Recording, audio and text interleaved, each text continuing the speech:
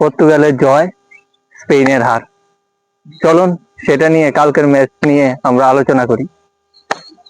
আর তার আগে আমাদের চ্যানেল যারা সাবস্ক্রাইব করেনি, প্লিজ তারা সাবস্ক্রাইব করুন এবং আপনারা আমাদের মোটিভেশন করুন। ক্রিস্টিয়ানো রোনালদো যে 40 বছরের এখনো পুরায়নি, সেটা কালকে আবার প্রমাণ দিয়েছেন। আর পর্তুগালের বিশ্বকাপের আগে সবচেয়ে বড় পরীক্ষা ছিল নেশন কাপের ফাইনাল, আর সেই ফাইনাল নিয়ে তারা ফাইনাল জিতে এখন বুঝিয়ে দিয়েছে যে তারাও 2026-এর ওয়ার্ল্ড কাপের দাবিদার। চলো, আর কালকের ম্যাচের নিয়ে যদি আমরা আলোচনা করি, নুনো মেন্ডিস আবারও তার অসাধারণ ফর্ম চলছে সারাটা বছর। বিশেষ করে ইয়ামালকে যেভাবে সে বক্সবন্দি করেছে, সেই অসাধারণ বক্সবন্দি করেছে, এবং তার একটা গোল, সেই গোলটা অসাধারণ গোল করেছিল কালকে। তার গোল, তার যেভাবে সে শটটা নিয়েছে, উনাই সিমনের কোনো কিছু করার ছিল না।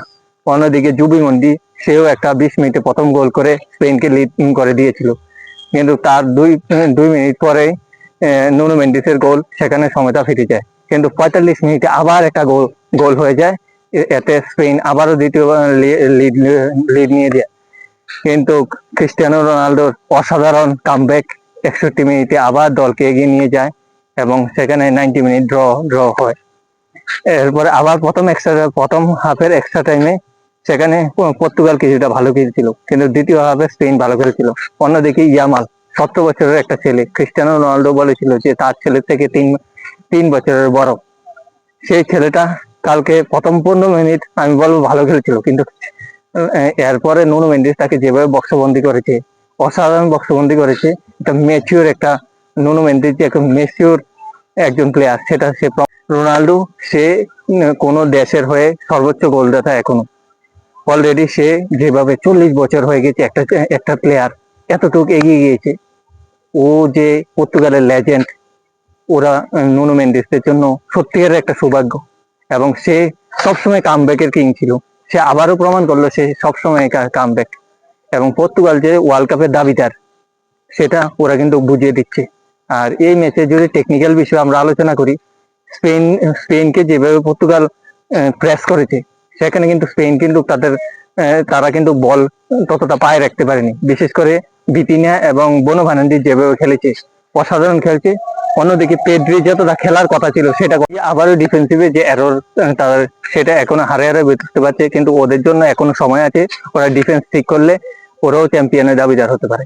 অন্যদিকে ডেলা ফুয়েল নেতৃত্বে স্পেন যেভাবে এতটুকু ফাইনালে উঠেছে এবং এর আগেও ফাইনাল জিতেছে, ওরা অসাধারণ একটা টিম। কিন্তু ওদের মধ্যে এখনো আমার মনে হয় ডিফেন্সিভে কিছুটা উইক আছে। আর পর্তুগাল, ওরা সব দিক দিয়ে শিখছিল। সবাই ভেবেছিল যে ক্রিস্টিয়ানো রোনালদো হয়তো বা পড়ে গিয়েছে, কিন্তু সে এখনো পড়েনি। এবং ওদের স্ট্রাইকিং জোনও এখনো অনেক স্ট্রং আছে। বিশেষ করে আপনি দেখুন না, স্ট্রাইকিং জোনে গঞ্জালো রামোস এখনো আছে, কিন্তু সে রিসেন্ট পিএসজি থেকে খেলেছে।